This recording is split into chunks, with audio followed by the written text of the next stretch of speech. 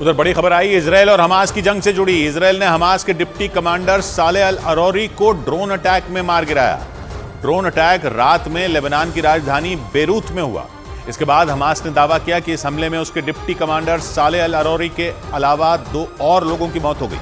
हालांकि इजरायल ने इस बारे में कोई औपचारिक बयान नहीं दिया, लेकिन न्यूज एजेंसी रॉयटर्स के मुताबिक लेबनान में छिपकर बैठा हमास का डिप्टी कमांडर सालेह अल अरोरी मारा गया। और यह खबर सुनकर सिर्फ हमास ही नहीं बल्कि हूथी लड़ाके, लेबनान और ईरान का पारा भी चढ़ गया। न्यूज एजेंसी रॉयटर्स की यह खबर देने के बाद हमास ने खुद इसकी पुष्टि की। देखते ही देखते हमास के डिप्टी कमांडर सालेह अल अरोरी की मौत की खबर जंगल की आग की तरह फैल गई और वेस्ट बैंक के रमल्ला में प्रदर्शन शुरू हो गए। हमास के डिप्टी कमांडर सालेह अल अरोरी की मौत का मातम मनाने के लिए भीड़ वेस्ट बैंक की सड़कों पर उतर आई। लोग तालियां बजाकर नारे लगाने लगे।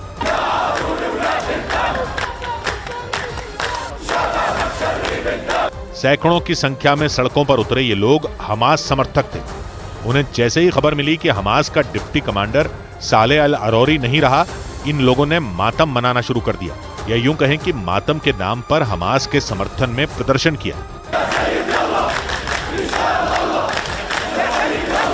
रमल्ला इलाके में रहने वाले इन लोगों ने फिलिस्तीन के हक की लड़ाई जारी रखने के लिए नारे लगाए और कई घंटों तक यूं ही नारेबाजी और प्रदर्शन करते रहे। क्योंकि सालेह अल अरोरी हमास का कोई छोटा कमांडर नहीं था, वो हमास का डिप्टी कमांडर था। सालेह अल अरोरी हमास की अल कसाम ब्रिगेड की नींव रखने वालों में एक, वो अल कसाम ब्रिगेड ही थी जिसने 7 अक्टूबर को इजरायल पर सबसे बड़ा हमला किया था और लेबनान की राजधानी बेरूत में ड्रोन अटैक करके इजरायल ने उसी का बदला लिया। क्योंकि ड्रोन अटैक में बर्बाद हो चुकी इस इमारत में अल कसाम ब्रिगेड की नींव रखने वालों में एक सालेह अल अरोरी छिपा था।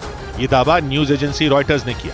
इस इमारत की हालत देखकर अंदाजा लग गया कि ड्रोन अटैक कितना ताकतवर था। इसके जिस हिस्से से ड्रोन टकराया वहां तो कुछ बचा ही नहीं, केवल काला धुआं और खंडहरी नजर आया। आसपास खड़ी कई गाड़ियां भी जल गईं और केवल उनका ढांचा बचा। यह हमला लेबनान की राजधानी बेरूत के दक्षिणी हिस्से के दहिया इलाके में हुआ।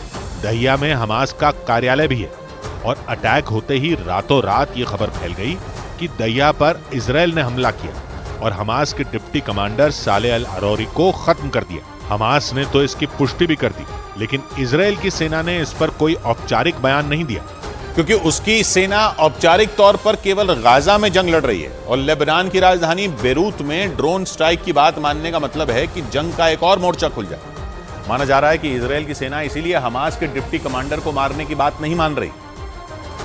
लेकिन बेरूत से आई इन तस्वीरों को सबूत बताकर हमास ने इस खबर पर मोहर लगा दी। हमास ने माना कि काले धुएं से भरी इस बिल्डिंग में उसके डिप्टी कमांडर के अलावा 2 और लोग थे। ड्रोन अटैक में वो भी मारे गए, जिसके बाद इजरायल और लेबनान के बीच खुली जंग का रास्ता बन सकता है। क्योंकि ड्रोन अटैक के बाद लेबनान के कार्यवाहक प्रधानमंत्री ने दावा किया कि इजरायल ने सालेह अल अरोरी की हत्या की है। उन्होंने इसे इजरायल का वॉर क्राइम बताया और इसे लेबनान को युद्ध में खींचने की कोशिश माना।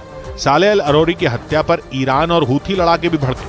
सालेह अल अरोरी हमास की अल कसाम ब्रिगेड की नींव रखने वालों में एक था और अमेरिका ने उस पर पिछले साल $5 मिलियन यानी भारतीय रुपयों में करीब 40 करोड़ रुपए का इनाम रखा था।